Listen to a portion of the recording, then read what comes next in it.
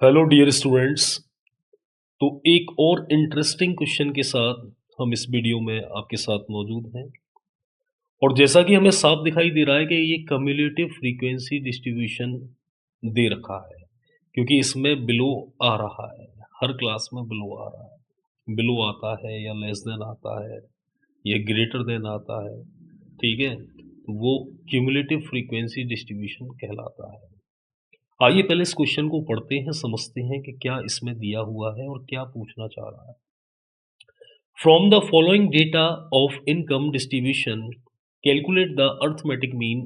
It is given that the first is the total income of persons in the highest group is rupees 480 और second none is earning less than rupees 20।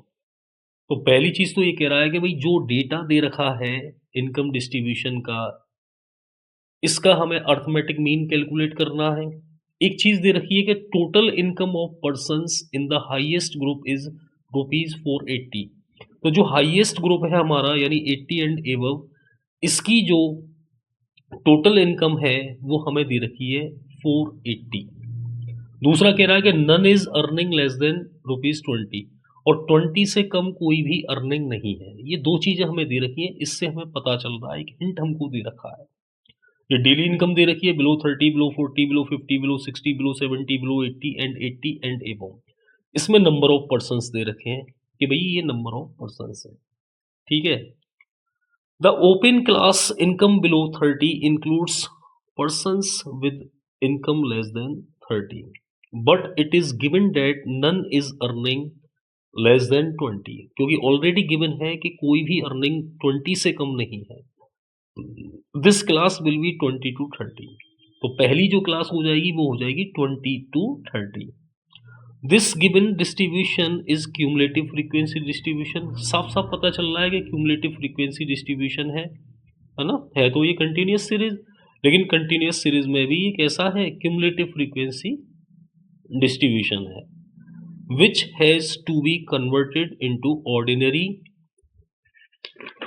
Frequency distribution. तो simply जो frequency distribution दे रखा होता है, हमें ordinary दे रखा होता है, उसमें इसे कन्वर्ट करना पड़ेगा पहले। It is also given that the income of highest group is rupees 480। ये भी हमको दे रखा है कि भाई ये 480 रुपीज जो है वो हाईएस्ट ग्रुप की इनकम है। ये थ्योरी हमको लिखनी पड़ेगी समझने के लिए, फिर हम इसको कन्वर्ट करेंगे। तो भाई ये इनकम हो गई, तो ये 20 to 30, 30 to 40, 40 to 50, 50 to 60, 60 to 70, 70 to 80 और 80 एंड एबव।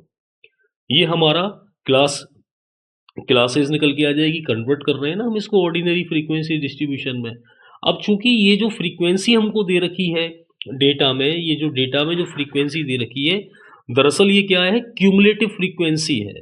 तो हमें इसको फ्रीक्वेंसी में कन्वर्ट करना पड़ेगा, तो हम लेस करते जाएंगे। तो पहली तो 15 रहेगी, दूसरी क्या हो जाएगी, 36 में से 15 को हटा देंगे, तीसरी क्या हो जाएगी, 60 में से 36 को हटा देंगे, फोर्थ क्या हो जाएगी, 77 में से 60 को हटा देंगे, 88 में से 77 को हटा देंगे, फिर 95 में से 88 को हटा देंगे, और लास्ट की हमारी 5 है ही है। ठीक है, इस तरीके से हम फ्रीक्वेंसी में इसको कन्वर्ट कर देंगे। तो देखो कर भी दिया है, 15, 36 माइनस 15 21 हो जाएगा, 60 माइनस 36 24 हो जाएगा, 77 माइनस 60 17 हो जाएगा, 88 माइनस 77 11 हो जाएगा, 95 माइनस 88 7 हो जाएगा, और लास्ट में 5। इन सभी को सम कर देंगे, यानी समेशन एफ 100 आ जाएगा। इसके बाद में मिड वैल्यूज निकाल लेंगे। तो भाई 20 और 30 की मिड वैल्यू 25 आ जाएगी, 30 और 40 की 35, 40 टू 50 की 45, 50 टू 60 की 55, 60 टू 70 की 65, 70 टू 80 की 75। और ये 80 एंड एबव है, यानी ये हमें क्लास नहीं पता है, क्योंकि 80 से आगे की है, तो आगे के लिए इसने नहीं दे रखा है, तो हम इसको ऐसे ही छोड़ देंगे, यानी मिड वैल्यू इसमें नहीं निकालेंगे।